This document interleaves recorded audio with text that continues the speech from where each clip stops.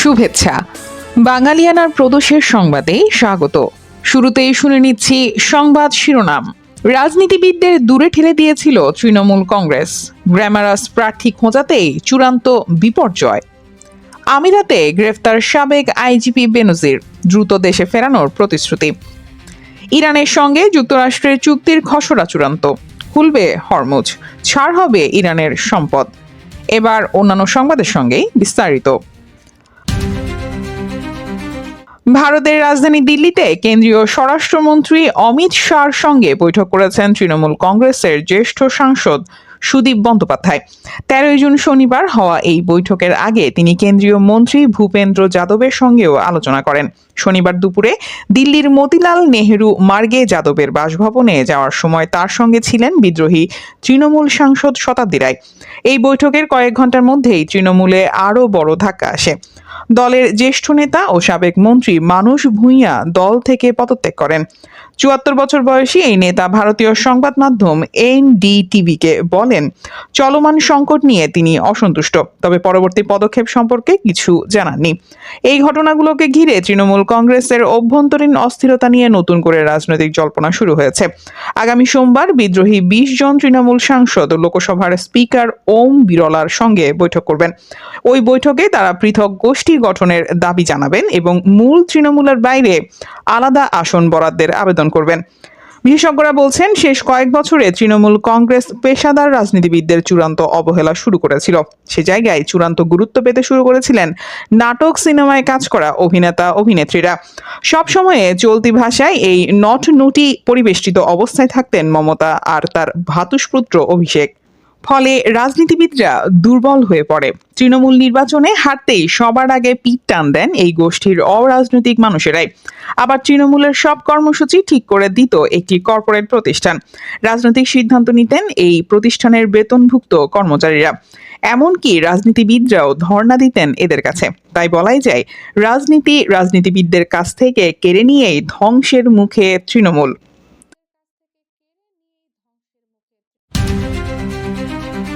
আওয়ামী লীগ আমলের আলোচিত সাবেক পুলিশ মহাপরিদর্শক আইজিপি বেনজির আহমেদ সংযুক্ত আরব আমিরাতে গ্রেফতার হয়েছেন। গত 12 জুন ইন্টারপোলের রেড নোটিশের ভিত্তিতে তাকে গ্রেফতার করা হয় বলে রবিবার জাতীয় সংসদের স্বরাষ্ট্রমন্ত্রী সালাউদ্দিন আহমদ জানান।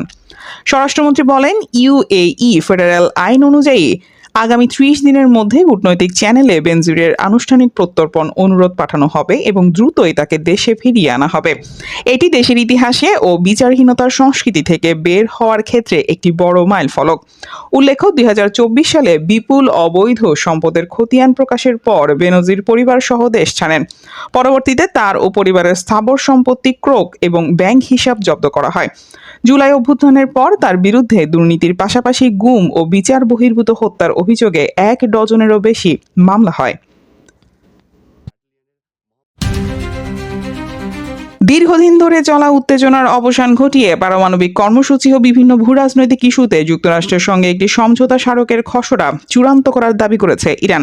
এই চুক্তির আওতায় তেহরানের ওপর থেকে জ্বালানি তেলের নিষেধাজ্ঞা প্রত্যাহার, জব্দ করা $25 বিলিয়ন অর্থ ফেরত এবং হরমুজ প্রণালী উন্মুক্ত করে দেওয়ার মতো গুরুত্বপূর্ণ বিষয়গুলো অন্তর্ভুক্ত রয়েছে।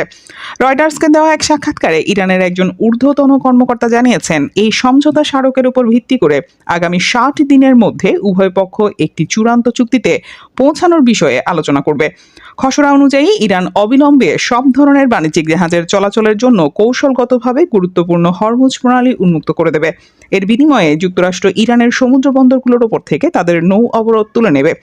সমঝোতা স্মারক স্বাক্ষরের পরপরই অবরোধ প্রত্যাহারের প্রক্রিয়া শুরু হবে এবং তা 30 দিনের মধ্যে সম্পন্ন করতে হবে। চূড়ান্ত চুক্তি না হওয়া পর্যন্ত যুক্তরাষ্ট্র ইরানের উপর নতুন কোনো নিষেধাজ্ঞা আরোপ করতে পারবে না। চূড়ান্ত চুক্তি স্বাক্ষরের পর একটি নির্দিষ্ট সময়সীমার মধ্যে ইরান থেকে জাতিসংঘ ও যুক্তরাষ্ট্রের যাবতীয় নিষেধাজ্ঞা পর্যায়ক্রমে তুলে নেওয়া হবে। তেহরান যাতে তেল বিক্রি করে অর্থ আয় করতে পারে, সেজন্য যুক্তরাষ্ট্র একটি নির্দিষ্ট সময়ের জন্য ইরানের তেলের ওপর থেকে নিষেধাজ্ঞা শিথিল করবে।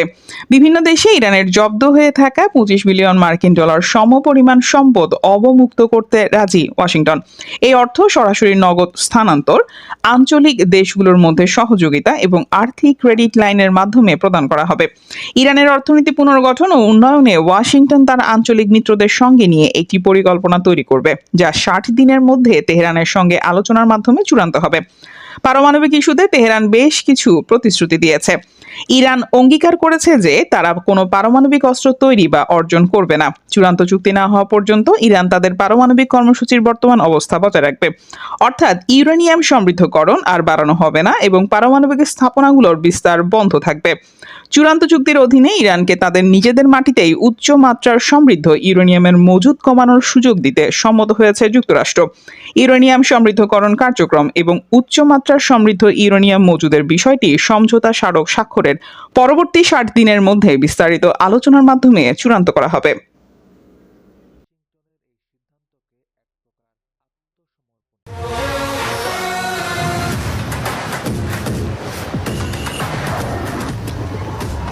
এবার শুনে নিচ্ছি ফিফা বিশ্বকাপের খবর। বিশ্বকাপে নিজেদের প্রথম ম্যাচেই হোঁচট খেয়েছে 5 বারের বিশ্ব চ্যাম্পিয়ন ব্রাজিল। বি গ্রুপে মরক্কোর বিপক্ষে 1-1 গোলে ড্র করে মাঠ ছেড়েছে সেলেসাওরা। প্রথমার্ধে চরম চেনা ছন্দহীনতা ও স্নায়ুচাপে ভুগলেও দ্বিতীয়ার্ধে খোলস ছেড়ে বেরিয়ে আসে ব্রাজিল। বিশেষ করে আক্রমণ ভাগে দুর্দান্ত খেলেছেন ভিনিসিউস জুনিয়র। মূলত তার একক নৈপুণ্যেই শেষ পর্যন্ত ড্র নিয়ে মাঠ ছাড়ে দলটি। আগামী 21 জুন নিজেদের দ্বিতীয় ম্যাচে হাইতির মুখোমুখি হবে ব্রাজিল। এদিকে সি গ্রুপের ম্যাচে হাইতিকে 1-0 গোলে হারিয়েছে স্কটল্যান্ড। 28 মিনিটে জন ম্যাকগিনের করা একমাত্র গোলে 36 বছর পর বিশ্বকাপে প্রথম জয়ের স্বাদ পেল স্কটিশরা। এই জয়ের ফলে 3 পয়েন্ট নিয়ে গ্রুপের শীর্ষে রয়েছে স্কটল্যান্ড। 1 পয়েন্ট করে নিয়ে মরক্কো ও ব্রাজিল যথাক্রমে দ্বিতীয় ও তৃতীয় স্থানে এবং কোনো পয়েন্ট না পেয়ে তলানিতে রয়েছে হাইতি। আরেক ম্যাচে নিজেদের গোল পোস্টের সামনে নিখুঁত দেয়াল তুলে দাঁড়িয়েছিল অস্ট্রেলিয়া। একের পর এক আক্রমণ করেও অস্ট্রেলিয়ার জালে বল জড়াতে পারেনি তুরস্ক। 2-0 গোলে অস্ট্রেলিয়ার জয় হলো। গোল করেছেন নেস্তোরি ইরানকুন্ডা ও কনর মেটকাফ।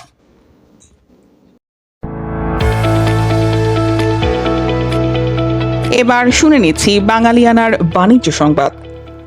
চলতি অর্থ বছরের 6.5% প্রবৃদ্ধি অর্জন এবং $1 ট্রিলিয়ন অর্থনীতির দীর্ঘমেয়াদী লক্ষ্য অর্জনের পথে প্রধান বাধা হয়ে দাঁড়িয়েছে দেশের চরম সংকটাক্রান্ত ব্যাংক খাত। জিডিপির 50% সম্পদ নিয়ন্ত্রণকারী এবং বাজেট ঘাটতির 46% অর্থ যোগানদাতা এই খাতের ওপরই নির্ভর করছে সামগ্রিক অর্থনৈতিক পুনরুদ্ধার। বর্তমানে দেশের ব্যাংক খাতে খেলাপি ঋণ 35.73%, যা প্রায় 6.5 লাখ কোটি টাকা এবং বেসরকারি খাতে ঋণের প্রবৃদ্ধি সর্বনিম্ন 4.75% নেমে এসেছে। এছাড়া ইসলামী ব্যাংক সহ 5টি ব্যাংকের তারল্য সংকট ও মালিকানা সংক্রান্ত রাজনৈতিক টানাপোড়েন পরিস্থিতিকে আরও জটিল করেছে। ব্যাংক খাত স্থিতিশীল করতে সংস্কারের বিকল্প নেই, তবে বাজেটে ব্যাংক পরিচালনায় রাজনৈতিক হস্তক্ষেপ বন্ধের কথা বলা হলেও নির্বাচনী ইশতেহার অনুযায়ী স্বাধীন অর্থনৈতিক সংস্কার কমিশন গঠনের কোনো সুনির্দিষ্ট রূপরেখা বা সময়সীমা উল্লেখ না থাকায় টেকসই সমাধান নিয়ে শঙ্কা রয়ে গেছে।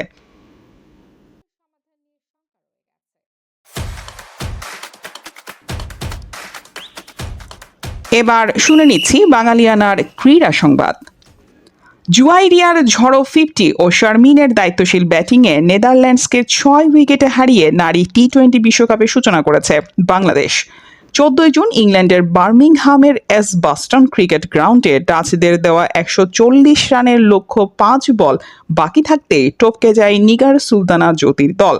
টি-20 বিশ্বকাপ ইতিহাসে এটি বাংলাদেশের সবচেয়ে বেশি রান তাড়া করে জয়ের রেকর্ড।